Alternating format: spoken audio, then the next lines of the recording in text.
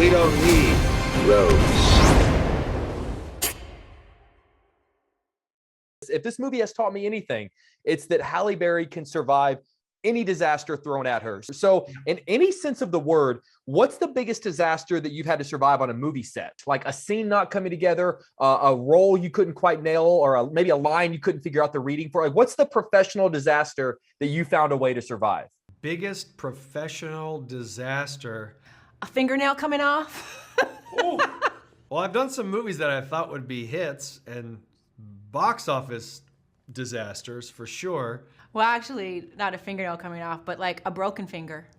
That was a pretty disastrous to happen on a movie. Or a broken arm, I've had that happen. I've had a broken foot happen. I've had a broken tailbone happen. Are these like a variety of different projects that this Ribs broken, yes. Throughout my career, these are the disasters that have happened to me. I broke ribs 2 times on 2 different movies.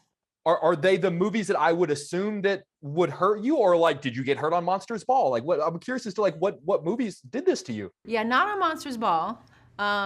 John Wick, Bruised, Gothica, Catwoman, The Call. Wow. Yeah. The pain you put yourself through for us, we appreciate it. We appreciate you. Because I asked Halle, and she just started rattling off all of these bones that she's broken. Like, it's a normal, like, is that just something, like, if you sign up for a movie like that, you just assume that you're going to get hurt? Here's the thing, to break it down, and like, you know, doing stunts and doing movies, it's completely unnatural, right? Like, when in your life, even if you're like a martial arts guy, when are you going to do like 100 kicks in a row and then get thrown across a room 10 times? Like, you know, I mean, even little things like, and it usually, by the way, it's almost never the big stunts. It's the, hey, you got to dive out of the way of this. Yeah. Now, I've got kids, I got boys. We just roll around on the ground a lot and wrestle. But like, when do you do that like 30 times in a row? Certainly as a grown man. Like, jump, dive, roll. Great. Do it again and again and again. You know, in a costume, on rocks. You know, there's nothing natural about it. So of course you're banged up because it's very weird. And dude, ever since I turned 30, I'm 34 now, everything hurt. Like, I pick my dog up to put her in the bed and my back hurts. Like, I sneezed the other day and my back hurt. I hurt my back. I'm listening. You lost me at when I turned 30. I'm like, get out of here. Get out. Turned 30. Myself, back in season 1 of Game of Thrones, myself and Kit Harington got trapped in a lift 200 feet above a stone quarry floor.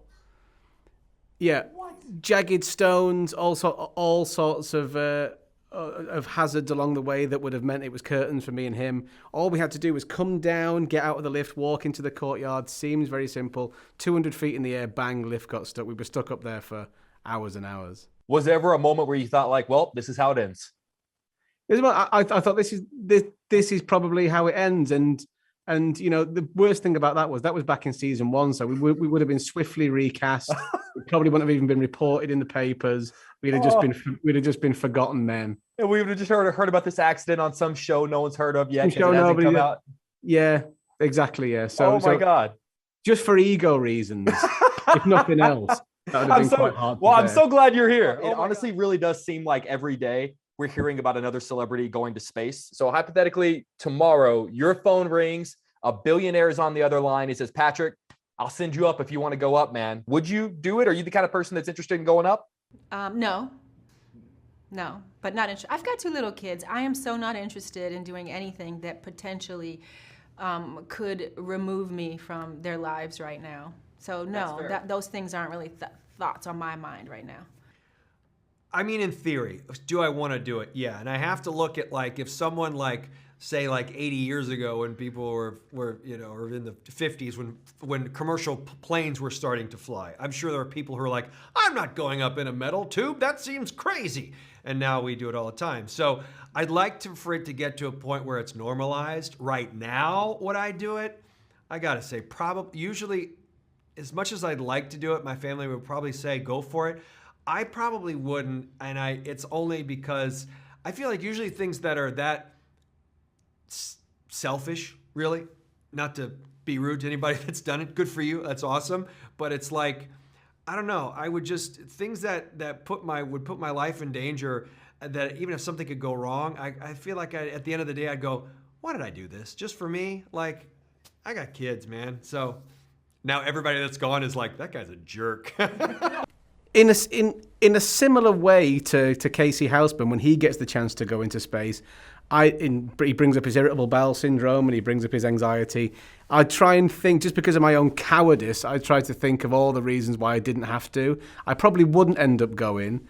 I'd scare myself out of it, then I'd regret it for the rest of my life, I think. You know, I love in any great disaster movie that the team that has to save the world, it's made up of people who each bring their own unique skill set and knowledge to the group. If we needed you to save the world, if the world called upon you, what's the skill that you would be able to bring to the team to save the day? I would use my superhuman skills that I acquired from playing my role Storm in X-Men, and I would create some weather situation that would stop the moon from actually descending onto Earth. I think I'm quite a reasonable person. I think I'm quite. I think I've got a good sense of democracy and a good sense of problem solving and, you know, peacekeeping. I think if we got invaded by aliens, as long as I could communicate with them, I think I'd get them to just calm down a bit.